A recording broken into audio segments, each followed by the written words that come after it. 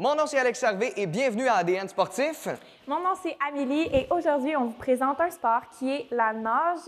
Moi, je connais pas beaucoup de choses, honnêtement, sur la nage. On va en apprendre un peu plus aujourd'hui. En fait, on apprend des technicalités, c'est quoi les bienfaits du sport, puis on va rencontrer les athlètes aussi à la piscine. Savoir qu'est-ce que ça travaille également. Est-ce que ça travaille juste les bras? Est-ce que ça travaille les jambes ou ça travaille partout? Ben non, Alex, on va voir ça dans l'émission, puis le temps d'informer un petit peu plus là-dessus. Bon, ben j'ai hâte d'en apprendre maintenant.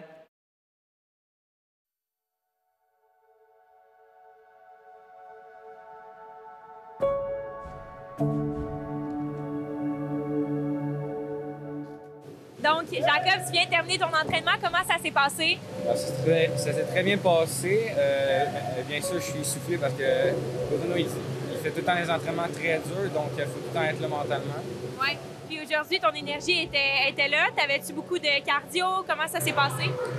J'étais un peu essoufflé parce que surtout qu'avant, on a une préparation physique aujourd'hui. Donc j'avais un peu mal aux jambes, mais sinon c'était correct. C'est super. Bonne fin d'entraînement. J'aimerais ça te poser des questions par rapport à ton parcours au niveau de la nage. Comment ça a commencé, ta passion pour la natation? Ça a commencé très jeune, en fait, à peu près peut-être 5 ou 6 mois après que je sois né. Mes parents m'ont tout de suite mis dans une piscine, puis j'ai tout de suite capoté. Fait que les années ont poursuivi, puis j'ai continué à aimer ça. Puis ensuite, ils m'ont inscrit à des cours de natation, puis j'en suis arrivé là. Super. Peux-tu me dire où est-ce que tu en es rendu maintenant, justement? Là, je suis rendu au niveau national, puis on s'en va bientôt, on s'en va aux essais internationaux, peut-être, Nice. mondial. Super. Puis je suis sur la team Québec présentement. Bravo, félicitations. Merci. Je pense que c'est quelque chose que tu peux être fier. J'aimerais savoir, c'est quoi que tu aimes le plus de la nage? Tu me dis que tu es plongé dedans quand tu étais jeune. C'est quoi qui te fait que tu as le goût de venir t'entraîner à chaque jour? Ben, j'ai toujours aimé ça, mais juste le fait d'aller dans l'eau, je me sens comme un peu libre dedans parce que je peux faire un peu ce que je veux, mais pas nécessairement parce que c'est comme il y a des entraînements puis c'est bien aussi. Fait que c'est le sentiment de liberté que tu as dans l'eau, te sentir libre, te sentir en paix un peu, si on veut. Ça, je me sens très bien dans l'eau, comme si j'ai tout le temps été dedans depuis que je suis tout jeune. Comme si c'était ta deuxième maison, dans le fond. C'est vrai, ça.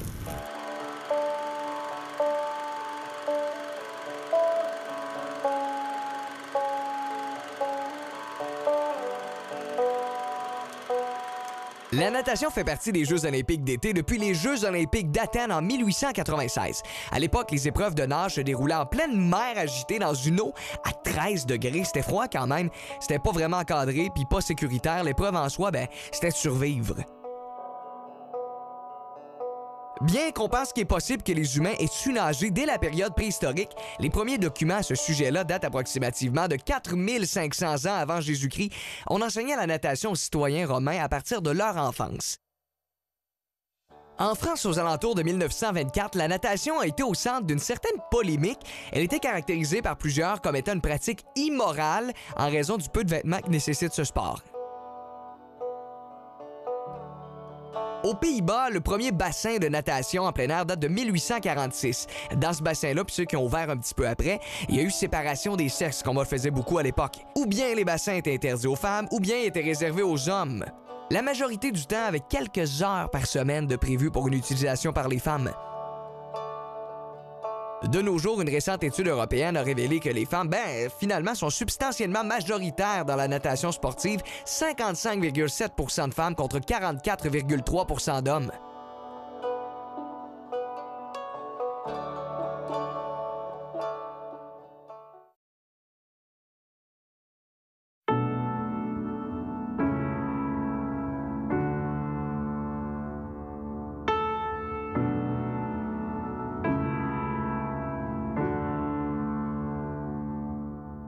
Ça a commencé en France d'abord.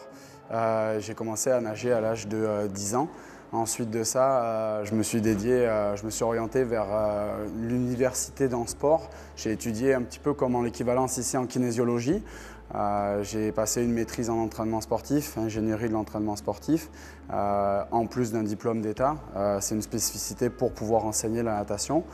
À la suite de ça, j'ai pris le pari de venir m'installer ici, au Québec, puisque durant ma maîtrise, en fait, découvert beaucoup d'études qui venaient de Montréal, qui étaient vraiment intéressantes et pertinentes pour moi.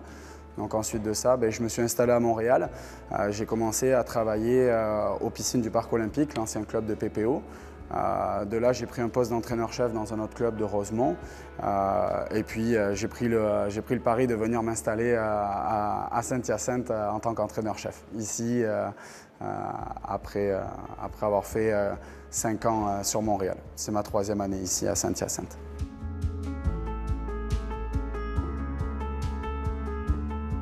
Les athlètes nagent 8 fois par semaine.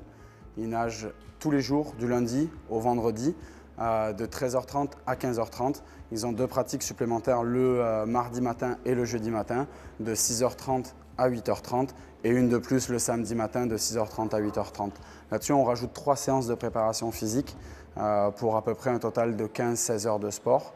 Donc c'est pas mal ça. Les athlètes, c'est de secondaire 1 à secondaire 5.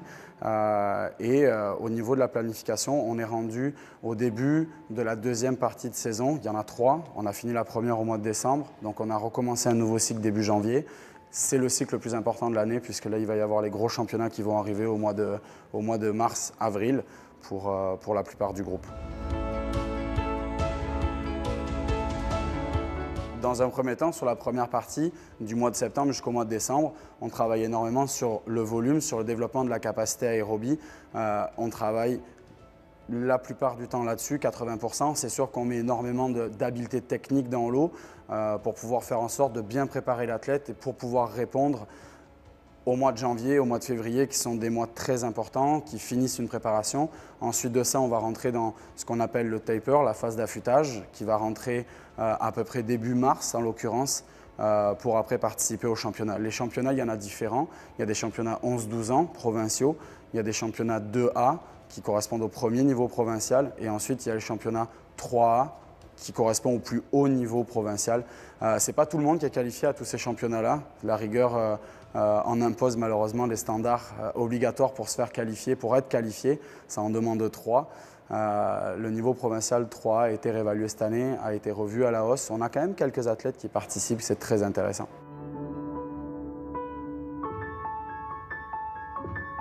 Pour moi, ce qui est important, ma philosophie un petit peu d'entraîneur, celle que j'essaie de garder le plus possible, je ne veux pas inculquer seulement des valeurs physiques et des valeurs d'entraînement, je veux vraiment leur inculquer des valeurs aussi personnelles qui vont les aider plus tard dans la vie future.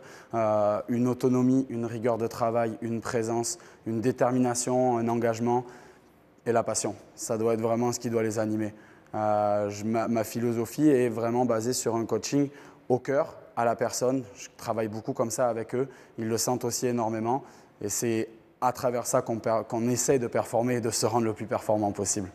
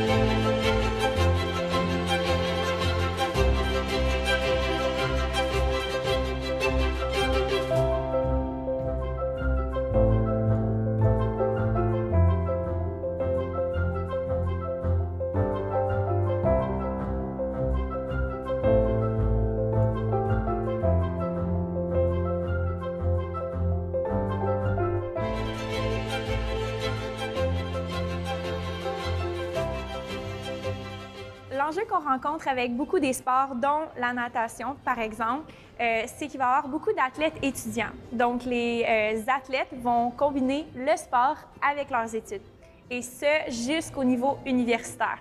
Ce qu'on constate dans les dernières années, c'est que les jeunes sont beaucoup plus axés sur leurs études que leur sport, ce qui fait en sorte qu'ils vont avoir des horaires de vie assez chargés parce qu'ils veulent combiner les deux, puis ils veulent performer dans les deux. Ça crée aussi beaucoup de stress de performance, beaucoup d'anxiété, puis parfois ils peuvent avoir de la difficulté à gérer ces horaires-là, arriver à se faire des repas, étudier, quand même essayer d'avoir une vie sociale. Donc, ce qui est primordial quand on est un athlète, c'est d'apprendre à gérer son horaire, apprendre à avoir un sommeil récupérateur, avoir aussi une récupération suffisante, donc avoir des journées de repos à ne rien faire, se reposer, puis aussi être capable de parler de ses émotions, être capable de gérer ses émotions, puis être capable de bien s'entourer de professionnels, avoir accès à des thérapeutes sportifs, puis avoir accès à des physiothérapeutes, s'entourer aussi de ses parents, être supporté si on veut vraiment performer dans son sport, puis si on veut réussir dans ses études aussi. Mais c'est aussi pour l'hygiène de vie, tu sais, on veut avoir un mode de vie en santé pour le long terme. On ne veut pas seulement être en forme pendant ces années où on pratique son sport, on veut que ça reste toute notre vie. Donc, on veut bien manger, on veut apprendre à cuisiner. Alors, c'est très complet, puis je pense que de développer ça dès le plus jeune âge, c'est vraiment bénéfique pour les jeunes.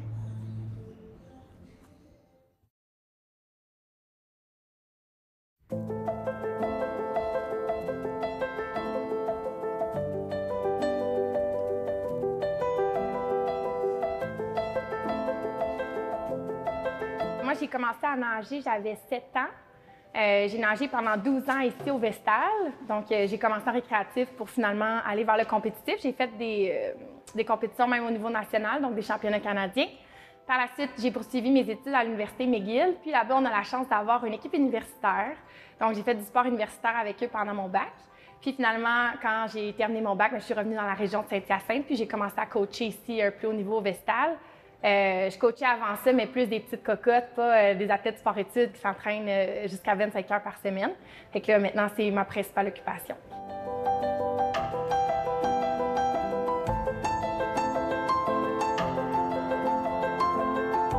C'est certain que c'est des athlètes, comme je disais, qui s'entraînent beaucoup d'heures par semaine. Donc, au niveau de leur motivation, c'est comme un suivi constant à faire au niveau de leurs objectifs, leur donner envie d'être là à tous les jours.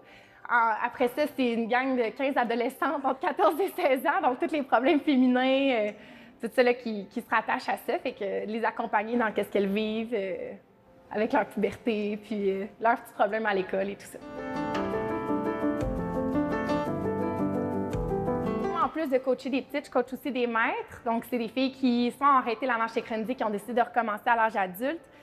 Donc ça, il y a plusieurs moments forts. On fait des grosses compétitions, même à l'international, donc ça, c'est toujours le fun. Pour mes plus petites, mais c'est certain, dès qu'on voit une amélioration, ça peut être... on a des moments forts à tous les entraînements quand ils arrivent à faire quelque chose sur lequel on travaille depuis des mois, puis finalement, on y arrive. Ça, c'est tellement spécial. Après ça, toutes les compétitions, mais je l'ai dit quelques fois, mais ça reste un des highlights, là, c'est certain.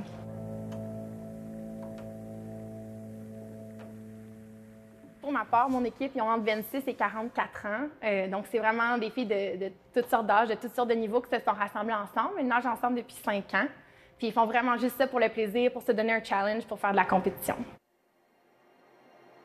Et c'est certain, je pense que de travailler fort, une chose que j'apprécie, c'est de remarquer que mes athlètes ont énormément de résilience, sont très rigoureuses au niveau de leurs entraînements, puis on voit ça partout dans leur vie avec leurs études. C'est des filles qui sont performantes partout, pas juste dans la piscine. Qui se fixent des objectifs puis qui arrivent à les atteindre, puis ça, qui arrivent à traduire ce travail-là à l'extérieur de l'eau. Moi, je trouve ça fantastique de pouvoir enseigner ça. Après ça, d'être fière d'elles, tout simplement, peu importe c'est quoi leur performance, peu importe comment s'est passé l'entraînement, de sortir de la porte ici à la fin puis de dire « Wow, je suis fière de moi puis de ce que j'ai accompli aujourd'hui », bien ça n'a pas de prix.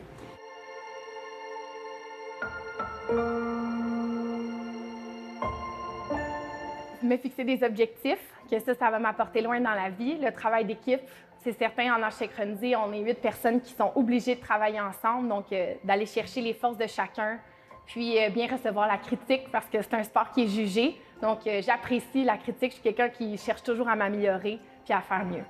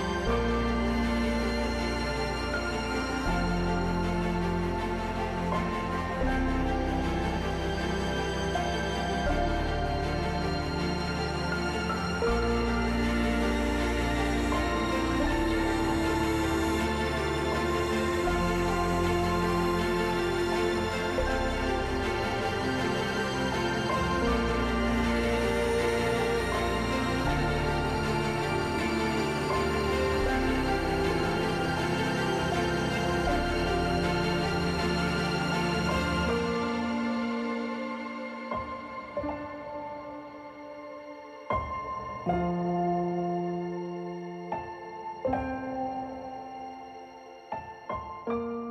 qui est important de savoir avec la nage, donc la natation, c'est que c'est un sport qui est vraiment complet. Donc, on a beaucoup de bénéfices au niveau du corps parce qu'on travaille autant le cadran supérieur que le cadran inférieur que le corps. En d'autres termes, ça veut dire on travaille autant le haut du corps, le bas du corps que les abdominaux, le centre et le corps. Pourquoi aussi qu'il y a des bénéfices, c'est que c'est un sport qui est très cardiovasculaire. On travaille la puissance aérobie maximale, on travaille aussi l'endurance aérobie. Donc, c'est vraiment complet au niveau cardiovasculaire. Puis, ce qu'il faut comprendre aussi, c'est qu'il y a plusieurs variantes, il y a plusieurs débouchés par rapport à la nage. On peut décider de faire du plongeon, on peut décider de faire de la nage synchronisée, on peut décider de faire des courtes et longues distances. Donc, il y a plusieurs avenues dans la nage, puis c'est une activité qu'on peut faire qui coûte pas grand-chose, qui est plaisante, qui est amusante, puis qui est disponible pour tout le monde. Il y a aussi toute une notion de réhabilitation des blessures. Donc, puisque l'eau fournit peu de contact avec le sol, donc permet d'absorber les chocs sur les articulations, on pourrait décider de réhabiliter une blessure dans l'eau pour, dans le fond, réduire l'inflammation musculaire à l'activité physique en étant dans l'eau. Puis on peut aussi décider de, pour un athlète, avoir un entraînement complémentaire qui est la nage, parce que ça travaille toutes les composantes physiques, donc le cardiovasculaire, l'endurance musculaire. Puis, comme je l'ai dit, ça peut permettre à des athlètes qui sont blessés de se réhabiliter d'une blessure tranquillement, pas vite, et de se remettre à l'entraînement par la suite.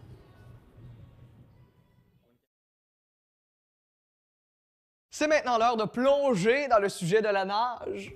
Saviez-vous que les nageurs, question d'être plus aérodynamiques, doivent se raser tous les poils de leur corps? Tous les poils de leur corps. Juste question d'enlever, oui, le poil, mais aussi une couche de cellules mortes par-dessus. Vraiment? Ben oui. Puis il semblerait également qu'ils sentent mieux l'eau puis que ça fonctionne mieux. Eh bien. Selon la culture populaire, quand on urine dans une piscine, l'eau change de couleur. Mais ça, mes amis, sachez que c'est totalement faux. Contrairement à tout ce qu'on peut penser, l'eau ne change pas de couleur et le chlore fait sa job de désinfection. Sauf que quand même, là, pas une raison pour faire pipi dans la piscine, là. Hein? Que je vous pogne pas.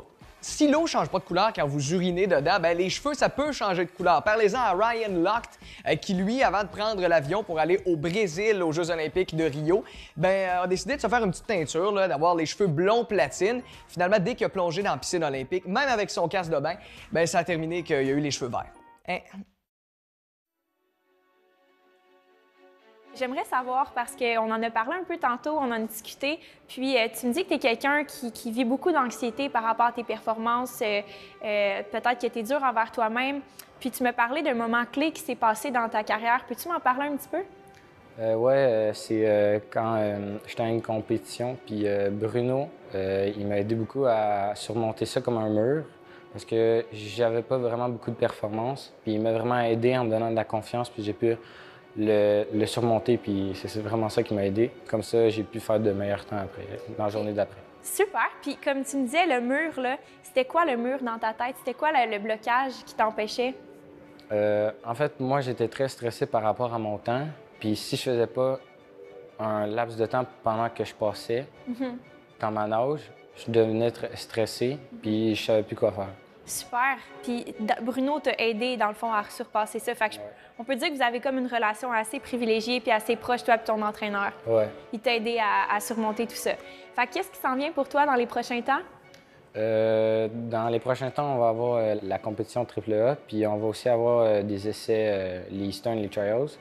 Puis, le Trials, c'est quoi exactement? C'est des essais nationaux ou mondiaux. Super! Fait que tu vas quand même avoir une belle visibilité, là. Ah ouais. Puis avec la Team Québec, je pense, il y a certaines compés que je pourrais aller, mais ça dépend.